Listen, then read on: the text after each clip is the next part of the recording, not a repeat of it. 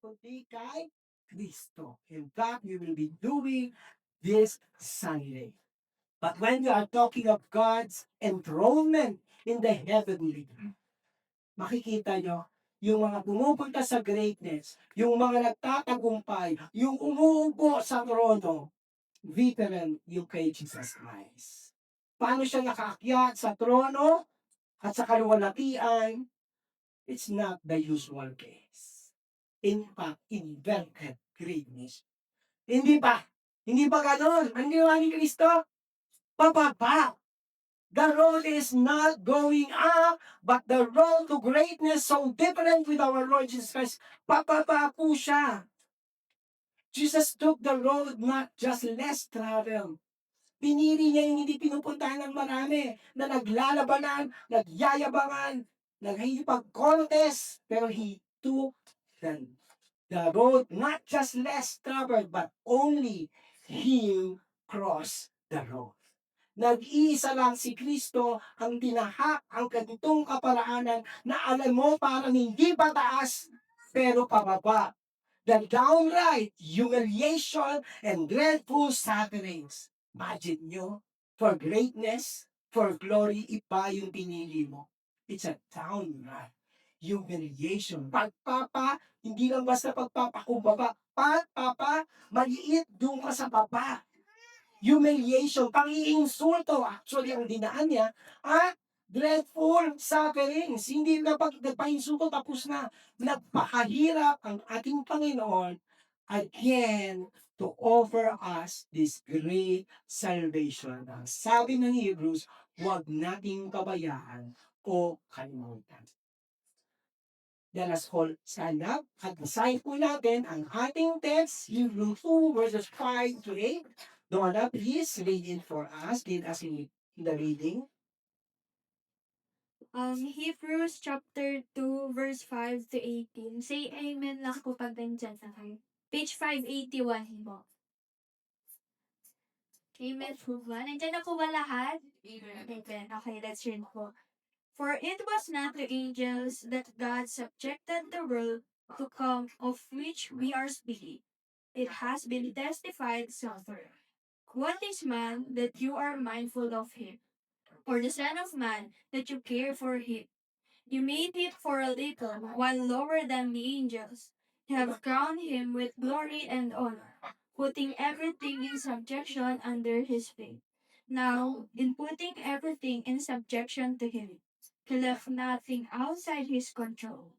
At present, we do not see yet everything in subjection to him, but we see him who for a little while was made lower than the angels, namely Jesus, crowned with glory and honor, because of the suffering of death, so that by the grace of God he might taste death for everyone.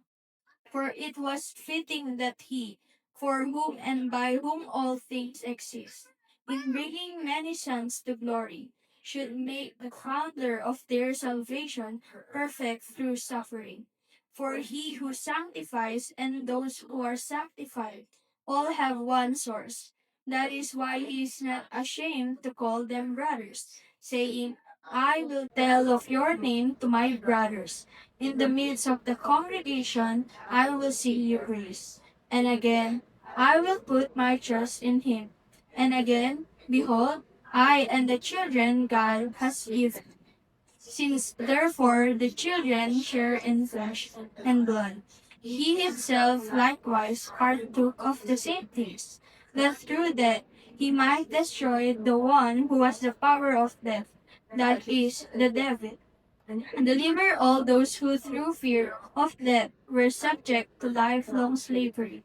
For surely it is not angels that he helps, but he helps the offspring of Abraham. Therefore he had like his brothers never respect, so that he might become a merciful and faithful high priest in the service of God, to make a propitiation for the sins of the people. For because he himself has suffered when he tempted, he is able to help those who are being tempted. Let's pray. Heavenly Father, we thank you for the reading, the opening of your book of life and power and even strength, especially in our handling of our life and faith and salvation. Father, we are expectant of your power and your anointing this afternoon, not only to me, who is the speaker, but to all of us, hearers as well. In Jesus' name we pray, amen and amen. You can be seated.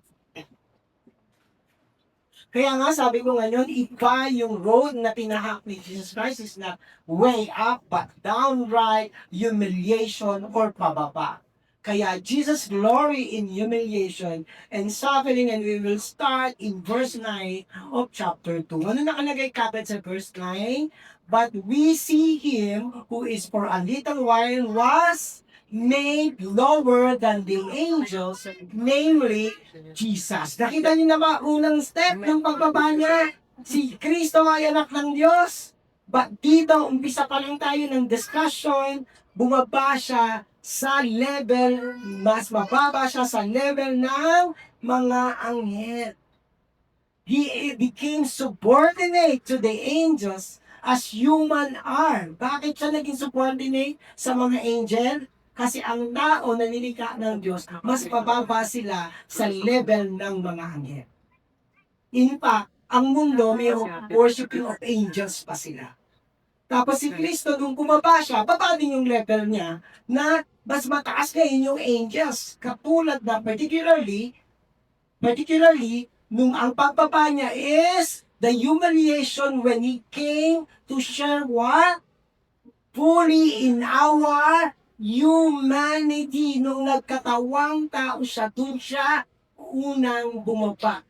The great crossover. Para umugit na maintindihan niyo yung pagbaba niya, ang simple-simple lang. Kasi tao yung binaba niya. Akala natin, yung from Jesus Christ dito, bumaba siyang tao, ang simple lang. No, di ba? Kung gusto mong mahal mo yung aso mo, at may sakit yung aso mo, para maintindihan mo siya, at magamot mo siya, anong gagawin mo? Magpapakaaso ka.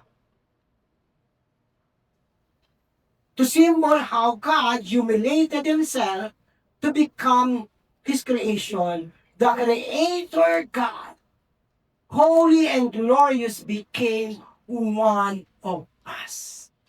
Mataas ang tingin natin sa sarili natin. Nagkatawang tao siya. Bigyan lang ang tingin natin. But in reality, yung pagbaba niya.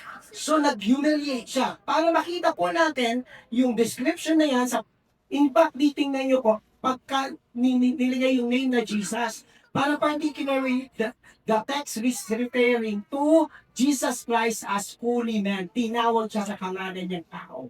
Jesus. Okay? Para makita po natin, ano sinabi sa Pilipinas, anong description sa kanya? He, though he was in the form of God, holy God, did not count equality with God. Oh, ito ka, baba na agad. Kala nyo ganyan yung kababa. Ganyan yung kababa. Things to be grasped, but emptied himself. Wala siyang pinitbit. Kung tao, di tao. Like you and me. Tingnan niyo pa yung term na ginamit ni Paul. But emptied himself by taking the form of a what? Of señorito? Of a, ano? Huh? Or a military leader? No! Taking the form of a servant, being born in the likeness of man, and being found in the human form. At alam niyo ba, isa pa dito, sa subordinate to the angels? He was born of Mary. At nung nagkatawang tao siya sa pamamagitan ni Mary, ano ang tao? Under curse. Di ba walang tayo? At tayo sa law, anyone who is under the law, as Mary is under the law, so Jesus Christ is under the law, is under the curse of the law. Kasi dahil sa batas ng Diyos, na-identify ang kasalanan. At ano kabayaran ng kasalanan? Kamatayan. So Jesus Christ, now born of a Mary, he became under the law, and he became under curse of the sin. Ang isa pa titingnan natin dito yung humiliation kay Jesus Christ, alluding to his being temporarily forsaken. Imagine niyo yung Panginoon na holy, nung nagkatawang tao siya, nang nakabayumay siya sa krus, sino ang bitbit niya? Anong bitbit niya? kasalanan natin. Sige na nga, durahan mo lang. Durahan ang lahat ng tao. O sige, gusto niyo ba mas may graphic ako? Just to show how dirty the dirt, the sin of the people imputed to Jesus Christ. Kaya seemingly he was forsaken by the Father in heaven. The Father in heaven is so holy that he cannot even look at his Son carrying all our sins. God cannot have association with sin. And yet his Son, when he sent as human, became sin. Who knew no sin became sin also, kaya nagkaroon ng disturbance. Kasi si Jesus Christ ay naging sin bearer. At least ikaw pag nagkasala ka, kasalanan mo lang. Kahit pusakal ka, kasalanan mo pa lang. Lahat ng pusakal, matitinding mga kasalanan, bit-bit ni Jesus. See how the humiliation has happened. More importantly, sabi no, bakit siya humiliated? Because of the suffering of death. Jesus made little lower in being humiliated, was captured fully in him suffering death. May suffering, may death. That were death at the cross. Ano ba ibig sabihin ng death at the cross? The cross was the most cruel and humiliating form of the punishment and was only given to the most hated, vile, or ruthless criminal of their time. Ang level ni Kristo. Lahat ng capital punishment, nung time natin, electric chair, ano pa yun? Lethal injection. Jesus level is that. Tapos Moses, bakit pa pinapatay ng sila elektrika? Anong mga klase ng kasalanan? Jesus was that. This is the humiliation God was ever to experience. But look how different is the perspective of our Lord Jesus Christ at the cross. Basahin natin sa Hebrew 12. Jesus who was for what? Nakita niyo po ba yun? Talagang pininig ko i-explain sa inyo yung humiliation and the sin that in Him. Pero ano ni God, ni Jesus? It was joy for Him. How could that be? It was joy for Him that was set before Him. Why did He endure the cross? Kasi may joy. How can that be? How can that be? Enduring the cross is a joy for Jesus Christ. Despising the shame. Di ba tayo, sabi ko, pinipilit ko sa maiya ka naman, Lord. But He despised the shame because it is for Him not shame, but the joy. Who endured from sinners. Sino ang nagpatay sa Kanya? Sino nagmalumping sa Kanya? Yung mga makasalanan. While He is holy, ang nagpaparusa sa Kanya, yung dapat parusahan paulit-ulit.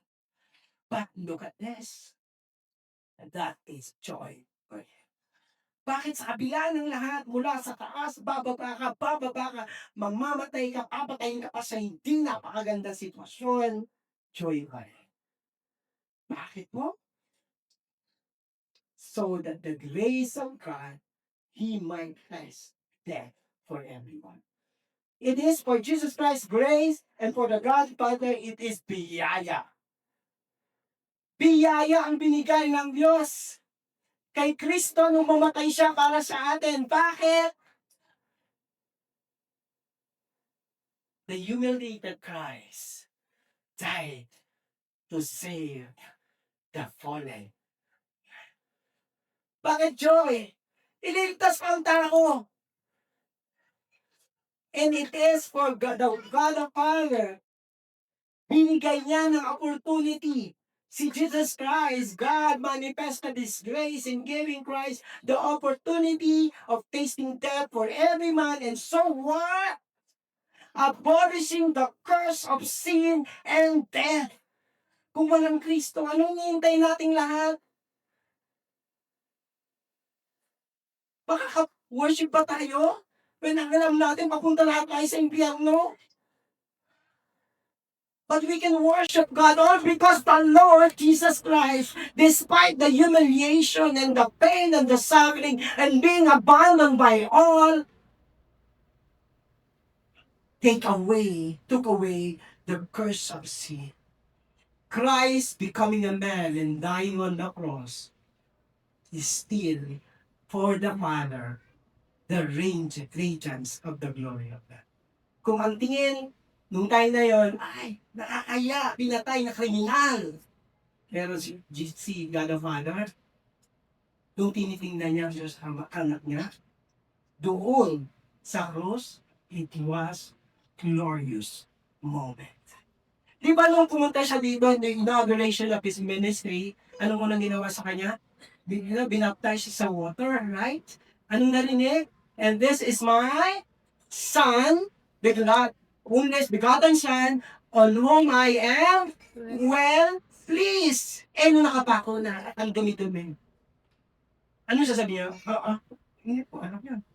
No, it's the same.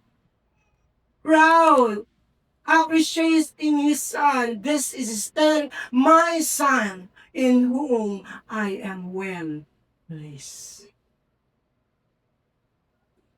In fact, the cross is an ultimate act of love. Ito ay pagmamahal ni Kristo na willingly, ako na. Magpapakababa ako.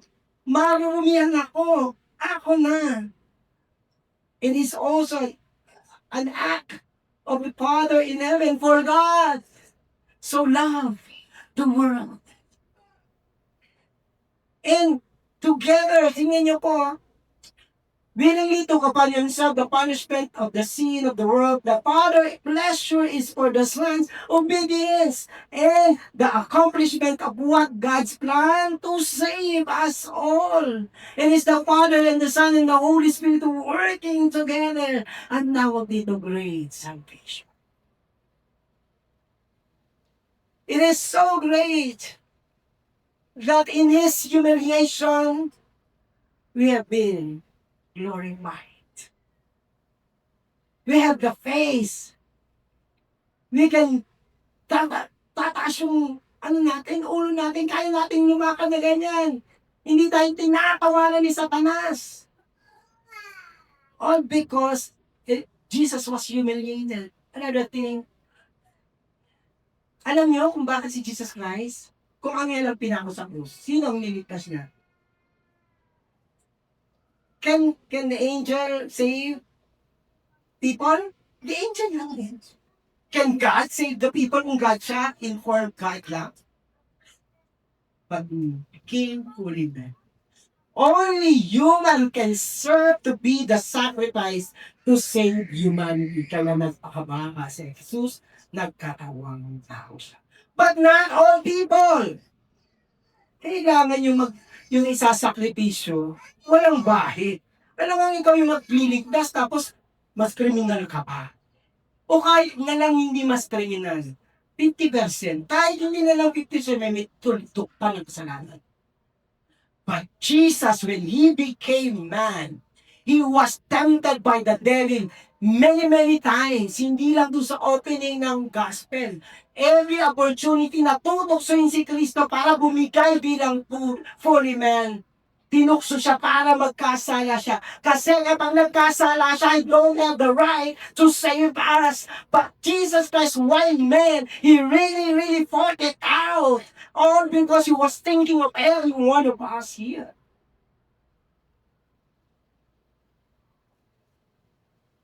He is thinking about us when He was hanging on the cross. Kung gusto niya ng perfect man, dami natin ina-idolize ng mga tao dito. Jesus is the perfect man. Wala siyang kasalanan. So He is the right to save us. Then, man must be sinless and perfect. Why is our salvation so great? The perfect relationship of the Father and of the Son na rin nung si Kristo ay nakapako sa krus at tangan-tangan ng ating kasalanan.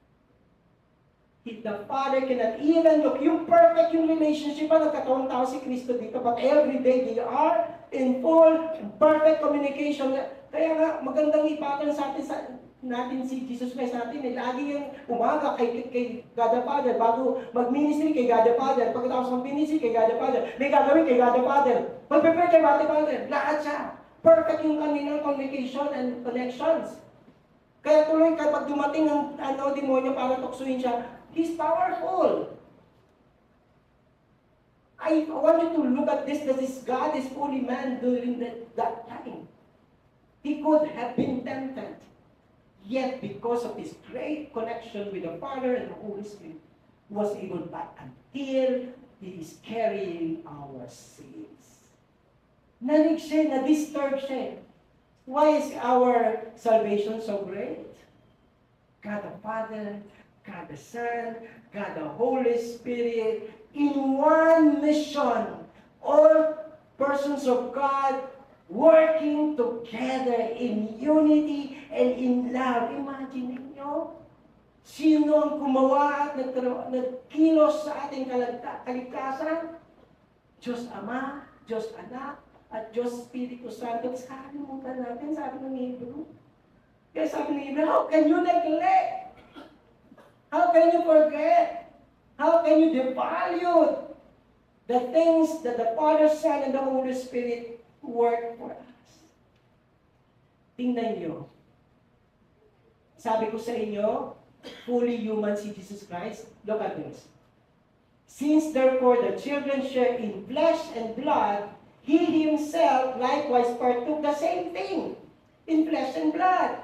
That through the death, He might what? Please read what Jesus in the text here, ginawa. 1, 2, 3. Dito tayo simula sa destroy. 1, 2, 3, go!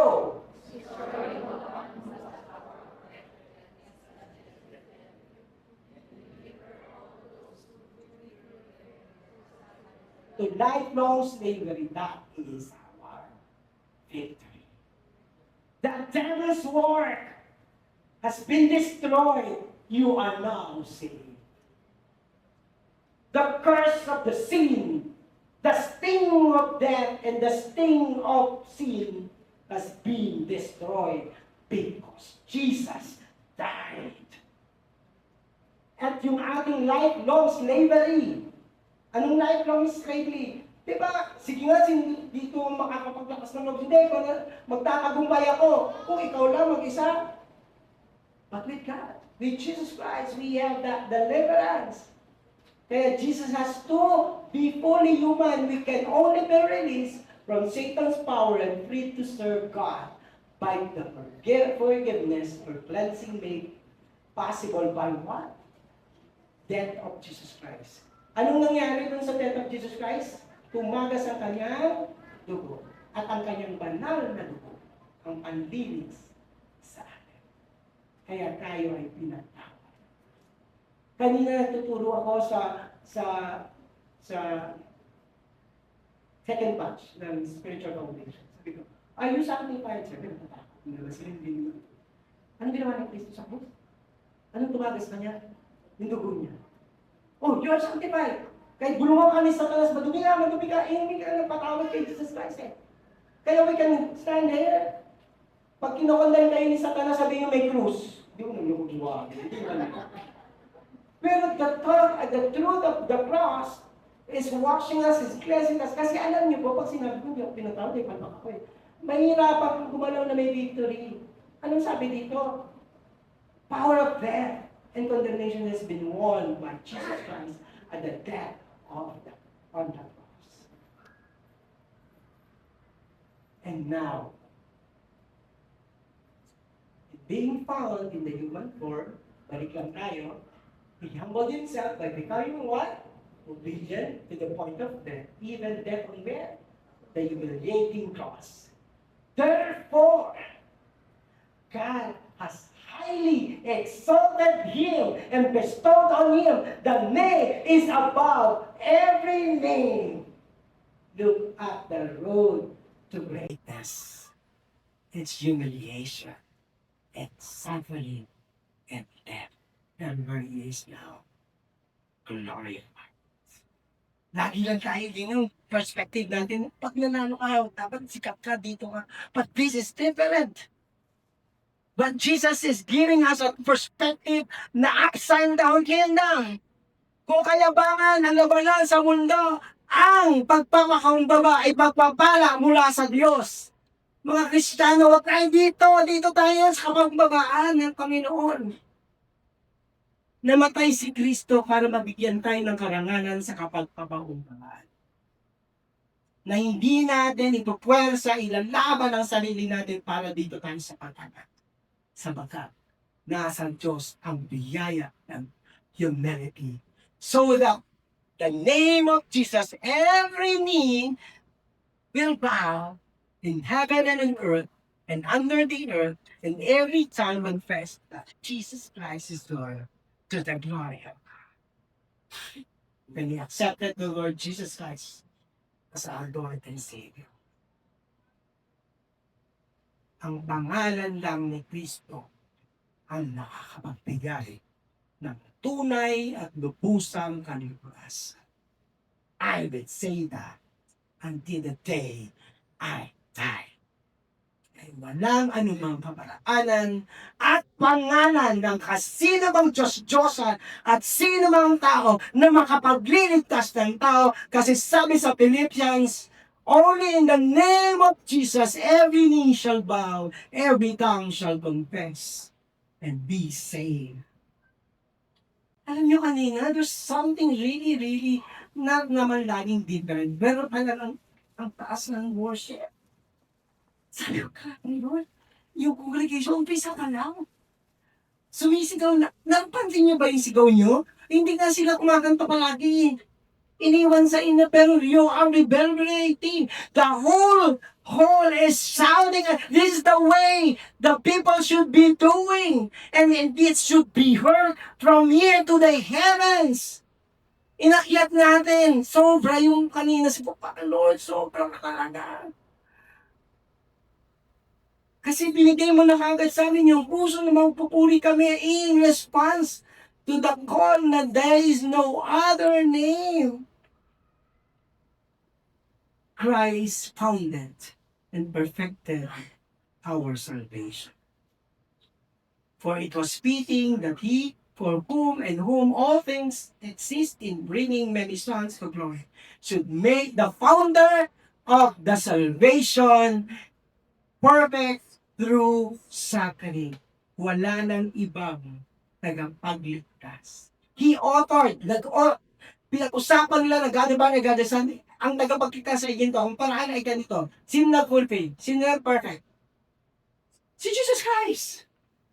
Ulitin ko lang, there is no other Savior than Jesus Christ. And then after that, He did finish with the death on the cross. He drew us with Him.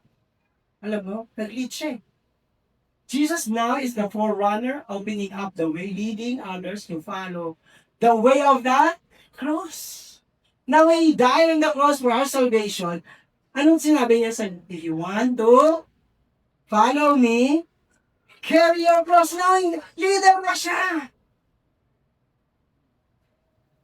Kaya di ba naalala nyo, meron tayong series, deny yourself and carry your cross, because if Jesus is our perfect Savior, we follow Him. As He carries the cross, Jesus is the head of a great community of people destined to share in His honor and glory. Carry your cross. We will go and celebrate the glory and honor. Sinabit niya tayo. Diba He was there, enthroned in heaven with the glory and honor? Sabi, hindi lang ako, sama kayo. Kaya lead us to the way of the cross. Christ drew us to be His community. Blessed are you here. You are the community saved by the cross. For he who sanctifies and the one who sanctifies, tingnan mo he, tayo na sinanctify because of the blood of Jesus Christ. And the one who sanctifies si Jesus Christ, all have one source. Ito yung ibig sabihin niya sa ESV. All are one, all are of one. Pinag-isa niya dahil because we are a community. This is why He is not ashamed to call us, these are my brothers. Grabe. Alam niyo to, ito yung pinakabagong na dagdag yung inagal ko. Oh, nga pala yun, na. When you glorified, oh, sabi ko kayo doon, hindi ako kay iiyak. Kanino hindi tayo kay iiyak? Ay sa talas. Hindi niya tayo kay iiyak sa mundo. Pinagtatawanan tayo sa mundo, pinagtatawanan tayo dahil associate tayo kay Kristo. Sabi ni Kristo, hindi ako hindi ko sila kinaiiyak. That's why I'm not ashamed to call them my brothers, saying, I will tell of your name to my brothers in the midst of congregation. I will sing your praise. Bakit ito ginawa? Alam niyo po ba? Bago ito ulit, alam niyo po yung sa rest of the text, ito yung tungtuwa ko nga. Ang daming mga familiar terms na ginamit ng sons, children, brothers, Abraham, descendants. Dito sa parte na ito, biglang sinabi ni Grill, di ako nag-iisa, kasama ko to. Pamilya ko to. Look at that, nung kinukuha niya tayo as a community, as His family. As the perfected Jesus makes men holy and what? Set apart. Alam niyo po, nung pinagmamalaki niya tayo, sabi niya, kakaiba po sila. Akin po sila. I set them apart for me. Christian, we are set apart from the rest of the world. Pastor, para naman, buray na natin to.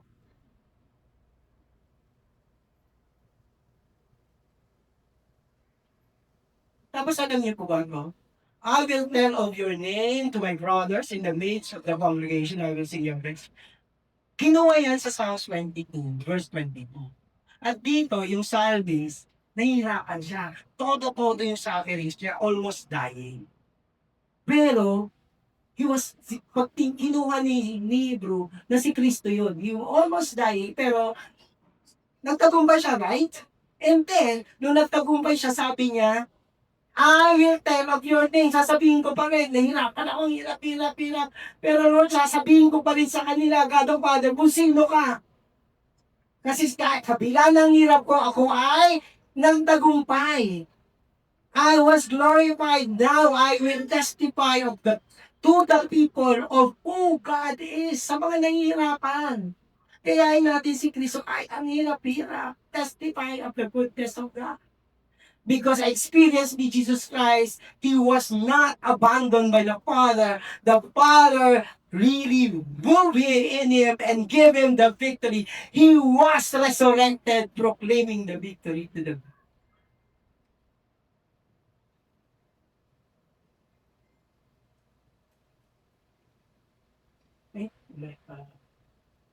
Tapos hindi pa siya tapos sa testimony. And again, I will put my trust in you. Yan yung panahon sa Isaiah yan. Tapos nilagay nung Hebrew na parang si Kristo to. Nahihirap na siya. Yung parang pag-give up na. Ang sabi niya, I will put my trust to my Father. Yun yung sinabi. Kaya sabi niya, and behold, I and the children God has given me, ganun pa rin, we will trust the Lord our God. Alam niyo po ba, yung community natin dito is the community of people who trust the Lord. At si Jesus pa yung pastor natin na nagtatrust na hindi bumibigay. Kaya sinabi to, behold, I and the children, and we are that. Na kung ako ay nag-trust kay God in the midst of sufferings, I became so enduring, and so with my people and the community will be so enduring. Mga kapatid, mahirap naman, kahit pa, talagang mahirap, pero I tell you, meron tayong nangungunang tumotor, walang iba kundi si Kristo, at kung pagmamalaki yan sinasabi sa God the Father, that they will come to you. and will stick and will hold on confidently on their salvation. Isa na lang po. Dalawa na lang. Tingnan niyo po, nung nagkatawang tao si Kristo, brothers in every respect, so that he might become a merciful, faithful high priest in the service of God to make propitiation for the sins of the people. He himself has suffered when is tempted. He is able to help those who are being tempted. Diba si Jesus Christ endure in faith and became victorious? Si Jesus Christ now with us together in faith. Alam niyo na nagkatawang tao siya. Walang magre-reklamo dito. Hindi mo nalalatasan ang mga problema namin. Sino dito na abandoned? Jesus was abandoned. Sino dito na saktan? Almost dying. Jesus died. Kaya ngayon, kung magkikipag-usap si God sa Father, alam ko yan, Father, naranasan ko yan. Nakakatuwa na meron tayong Panginoong Yesus na nakikipag-usap sa tatay para bigyan tayo ng pagpapala. Pag hirap na, bumibigay na yun o bumibigay na. Alam ko yan, Lord! Na halos bumibigay na, kaya gawa mo ng paraan. Pagpadala ka ng kahit sino para siya ay may angat. God has been tempted, and all the sufferings that we are suffering here on earth has been experienced by God, and He has the right to say, you can overcome because I did overcome. And when He prayed for us, He is the mediator. He knows very well. Ang sarap niyo yung nagpapapray ka. Sige, pag-pray kita. Sige, pray mo yung ano niya, help me. Thank you, Lord, sa prayer. Thank you, Lord, sa help niya. Gumaling na po siya. Di ba parang, kaya ay minsan talaga, ano ba problema? Inaano ko. Tapos yung parang kukunin mo yung pains. Lord, ito ganun po kasakit. Jesus Christ can just do that. He knew everything, so we have an advocacy to God, mediator. And finally, Christ restores God's eternal plan for man to inherit you. Balik lang muna natin sa upper verse. Verse 5. For it was not to the angels that God subjected to the world to come of which we are speaking. It has been testified somewhere. What is a man that you are mindful of him? Or the son of man that you care for him? You made him a little lower than the angels. You have crowned him with glory and honor, putting everything in subjection under his feet. Alam niyo kung sino original nito? Sa Psalms po, si David. Sabi ni David, ang ganda nung isa kong nabasa sa journal, na nung sinulat daw ito ni David nung kinanta niya, nakaganon siya sa meadow, talaga siya sa harap siya sa likang. Sabi niya, marami ka, Lord. Bakit? Anong ginawa ko sa iyo para bigyan mo ako ng ganitong pagkahinga? Tapos hindi lang din natapos. So what you're mindful of him, you made him a little lower than tao, siya a little lower than angels. You have crowned him with glory and honor, putting everything under subjection to him.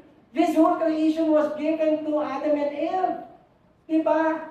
In-entrust yung buong mundo kay Adam and Eve. But everybody, ano nangyari? In-entrust kay Adam and Eve. In-entrust sa tao, hindi naman sa tao. Nagkasala. So ano na lang yung in-entrust sa kanya? Pinagarihan ng demonyo. Yung hayop supposed to be, nag-aapilit ang leon sa leon. Ngayon nagpalalapaan, hindi na kayo pagkatao. Because we have fallen.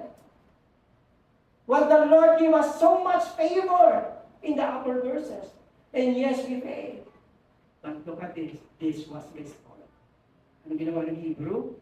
Hindi na tao. Sino na to? Si Jesus Christ. Fully man. Na-restore yung pinangako ng Diyos sa sangkatauhan. They will inherit the earth. Kaya kapag tayo honor God and make disciple, go to every nation, yan yung kinukuha natin. Binigay yan sa atin ng Diyos, inherit. Sino nag-restore? Si Jesus Christ. Now we can go back to this, sinabi ng Hebrew.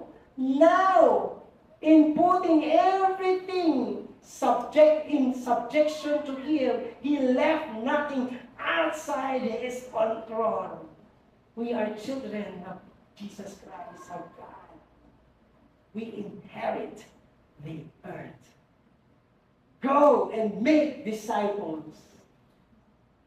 Kaya pumupunta hanggang busan. Kasi sabi nila, bakit ang lalakas ang loob ng mga missionaries? This was promised. Sino nagpatuloy ng promise? Si Jesus Christ.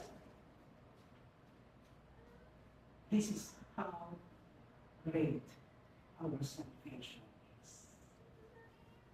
This is also how great our mission is.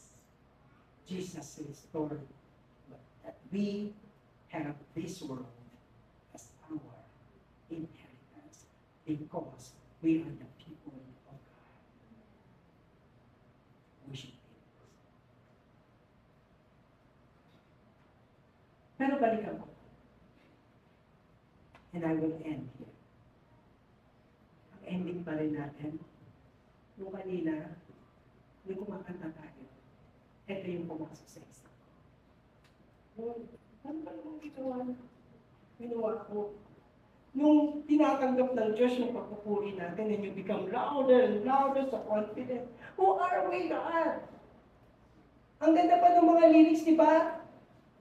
Yung shame natin, kinuha niya. Tapos ano sabi gano'n, wala siyang bahid dungis and yet nagkakaroon siya ng bahid dungis dahil sa atin. Bakit niya tayo tinitingnan? And at this point, at this very hour, the Lord is looking to us. Ano ba ginawa natin? Sino ang magbibida-bida dito? Ako nga humble na kapatid sa Lord, ano to? Bakit suffer mo kami, Mara? Alam niyo itong nakatayo ko dito. Sino ba ako? I failed God so many times and yet He's able to give me this opportunity to really be confidently shouting the name of the Lord. Ano ba ako? Ano ba tayo? He has given us the heart and the spirit to just worship Him. Na talagang pumupunta sa kalagitnaan natin siya, umupo siya sa kalagitnaan natin. Sino ba tayong lahat? Wala po tayong may pagmamalaki. But wow is a man that you are mindful of Him, that you care for Him. You have crowned us with glory and honor, and now entrusting to us the inheritance in this world. Sino ba tayo? Ano lang response natin? Wala.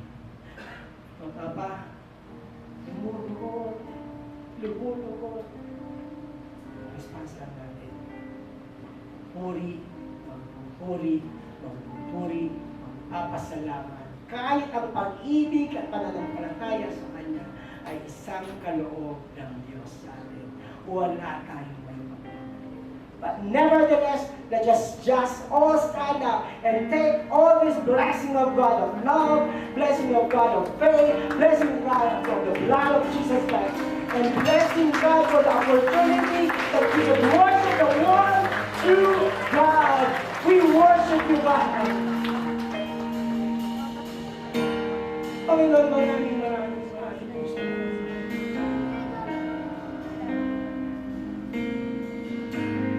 sa kabila ng lahat, ang aming kahinaan at pagkukulang. Paulit-ulit, na nagpapatawad, naglilinis.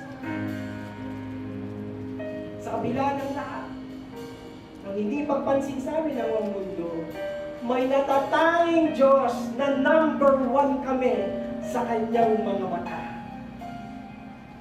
Ang kamay niyang laging nandoon doon nakapatong sa pinakamamahal niyang mga anak. Bawat isa, I tell you, God is so personal this afternoon. God is personal. personal. Yes, we are corporate here, but God is ministering to you individually. Bawat isa. Nandun siya sa cross ng Kalbaryo, naiisip ka niya ngayon. Naiisip ka niya. Mag-pray ka na ngayon. Whatever it is that you want to pray, to ask Him. Pakinggan mo kami. Sa pagkakataon, magbukas kami ng aming puso sa ng pag-iingi ng patawad, ng pagpasalamat, ng paghiling ng aming mga panalangin. Sa aming kahinaan, Panginoon, humihiling kami ng iyong kalakasan. Kalinisan ng aming buong katauhan sapagkat sapat ang iyong dugo. Salamat, Panginoon, sa pagtatanging mo sa akin to be personal about it. Salamat, Lord. Specific, personal. Kaya yakapin kayo bawat isa sa inyo. Ang kalulatian, ang lisensya ng Panginoon. Hayaan niyo padaloy niya sa iyo ang kanyang banal na spirito. Hayaan niya ipadama mo, pinaba niya sa iyo na hindi ka niya iniiwan. Nandito lang siya sa iyo. Kung gusto mong yumakap, pabalik. Yakapin mo ang Panginoon. Salamat, Panginoon. At ngayon, Lord, sabay-sabay kami magpupuri lamang sa iyo. Let's worship. Habang hindi karapat-dapat, magkukulang ng iba, at wagas mong pagsipa. Wala kang makatulad, Panginoon. Wala kang katulad. Wala nang hihigit sa'yo. Wala kang katulad. Wala nang papantay sa'yo. Ikaw ang Diyos, noon pa man, maging ngayon at kailanman. Sa habang panahon, sa habang panahon, sa habang panahon, wala kang katulad.